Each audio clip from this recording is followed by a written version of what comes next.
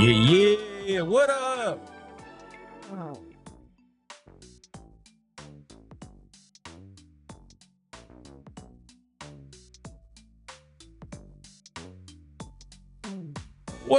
What up, everybody?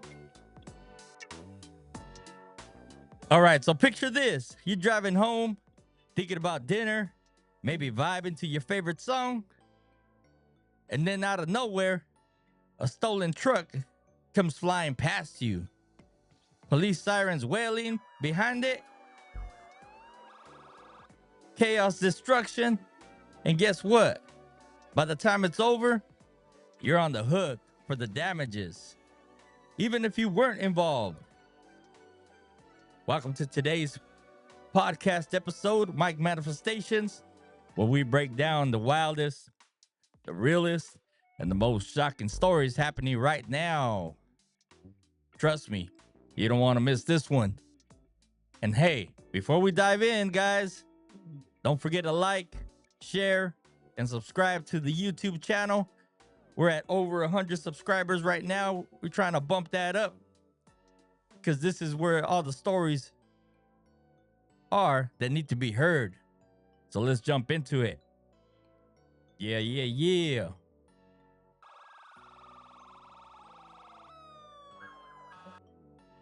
All right, so here's how it all started. It was a regular afternoon in downtown LA until about 2:41 p.m. when cops try to stop a guy driving a stolen flatbed truck. Instead of pulling over like a rational human being, this dude decided to slam on the gas and take off, kicking off one of the most reckless police chases we've seen in a while. And when I say reckless, I mean reckless. This guy was flying through city streets at over 100 miles per hour, cutting people off, running red lights, and even driving on the wrong side of the road at times.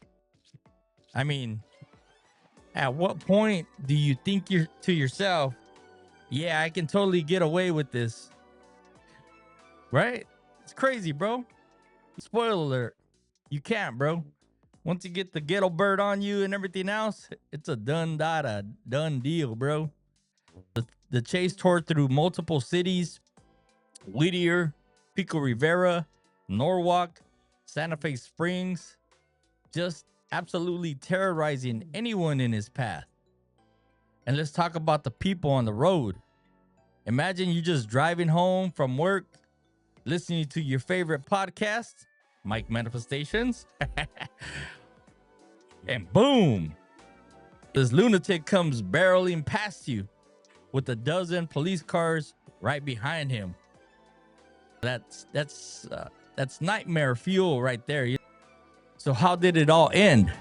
Well, in the most predictable way possible, he plowed through multiple cars and finally crashed into a metal railing outside a Sherwin-Williams paint store in Long Beach.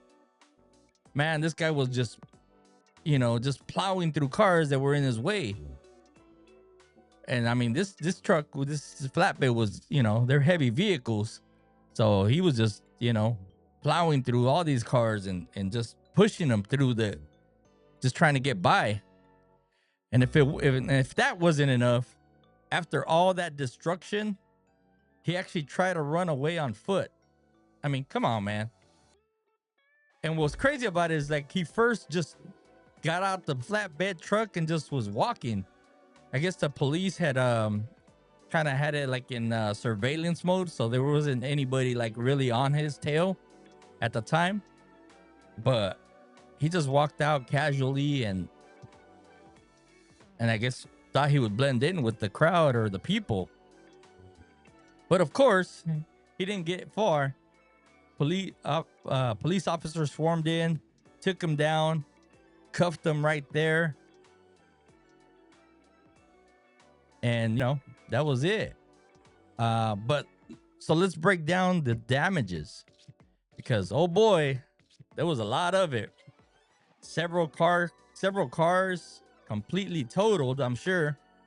One officer injured while making the arrest, countless people probably traumatized. And let's not even get into the financial toll, between property damage, medical bills, police resources. We're talking thousands, maybe even millions of dollars in damages. That's crazy, man. And here's the kicker. Guess who's footing the bill for this? Not that dude. That's for sure. The taxpayers are going to eat it. A good chunk of it. That's me and you. Taxpayers, bro. What the fuck? So let's break it down.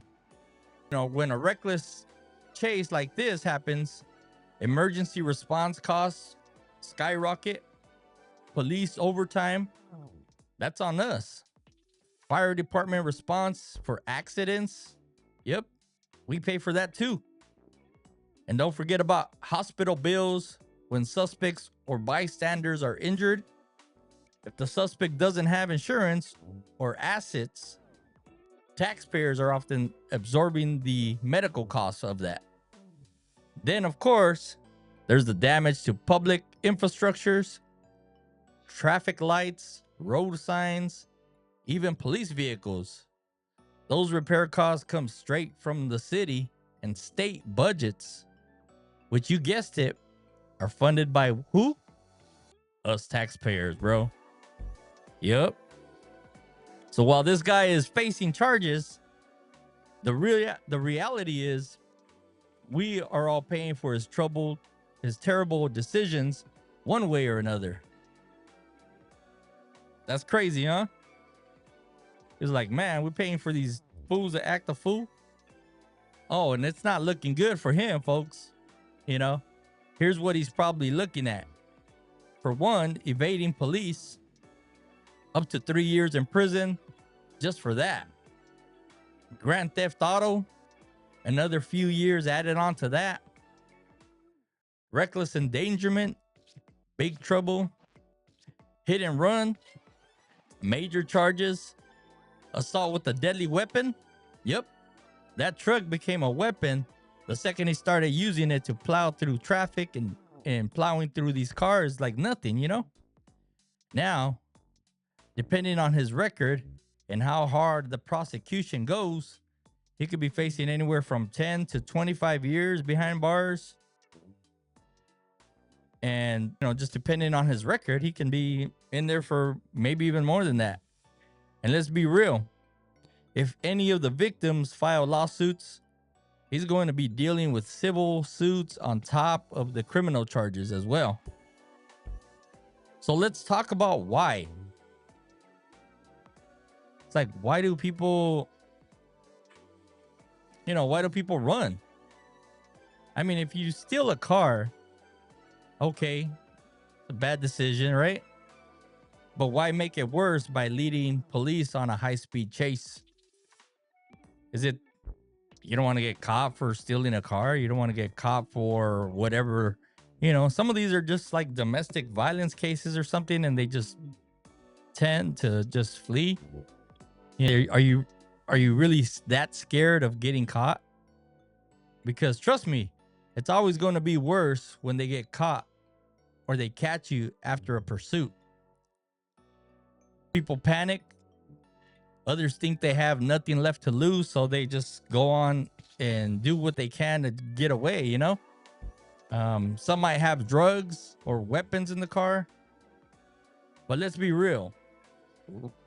Running never is going to end well. Now, this brings us to a bigger discussion. Should police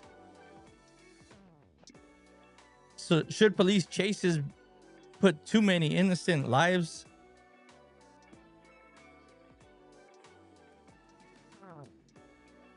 My bad. What am I trying to say? So should police chases be handled differently? Like I know they've got their normal procedures, stuff like that. Just depending on the severity or the reason why they're chasing them and so forth. A lot of arguments regarding that. So some argue that chases put too many innocent lives at risk, and that people should back off and use other tactics to track suspects down. But in some cases that doesn't work because, I mean, as you see, a lot of these are getting a little bit more, I don't want to say smart because they're dumb for doing the stuff in the first place. But, with the ghetto birds and everything else, they're kind of restricted in fly zones like airports and stuff like that too. So they have to take alternate routes when it comes to that. And then they're going into high traffic areas, going into 3, 4, 5-story garages, just dumping the car and trying to flee on foot at that point too.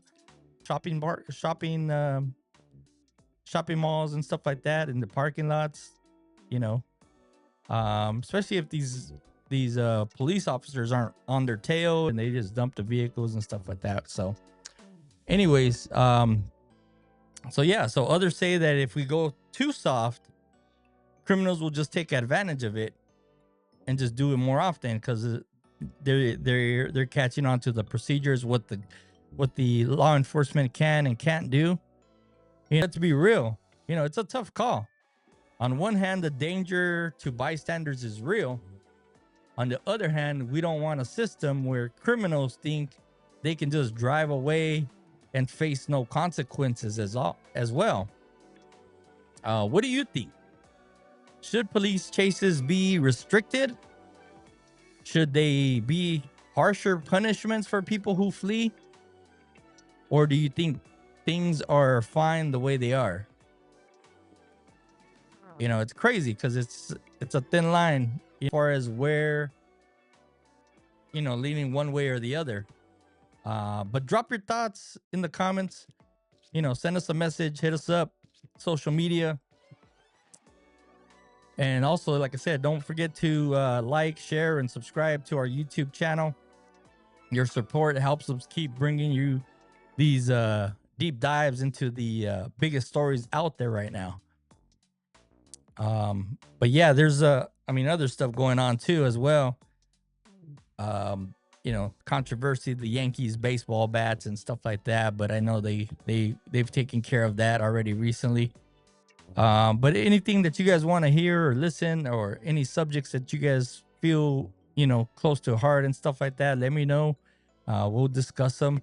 Also, if you guys, are looking to promote your small business or anything like that, let me know. We can get you on the podcast, on an interview or something. Get your podcast, or I'm sorry, get your business, your small business out there. Link up. We can get together, talk about it, get it out there, and go from there, man. Yeah, we want to make sure that we support each other, small businesses and stuff like that in the area. That way we can we can grow together. But yeah, that's so with that, guys, we're gonna wrap up this podcast episode. I know it's a short one, but I just wanted to get that out there. But yeah, if you guys are out there on the roads, listening, bumping to your favorite jams, listening to your favorite podcasts, Mike Manifestations, stay safe, stay smart, and remember, if those flashing lights come behind you, just pull over. Trust me, it's not worth it. It's not worth the alternative. It's not worth doing that time over something that's petty. Till then, catch you guys on the next one. Mike Manifestations. And we out, baby. Thanks, guys, for tuning in. Catch you guys on the next one. Peace. Yeah.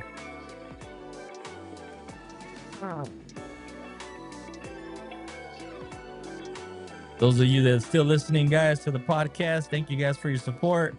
Make sure you guys like and share, subscribe to the videos. That way you're notified every time they come out. Thank you, guys.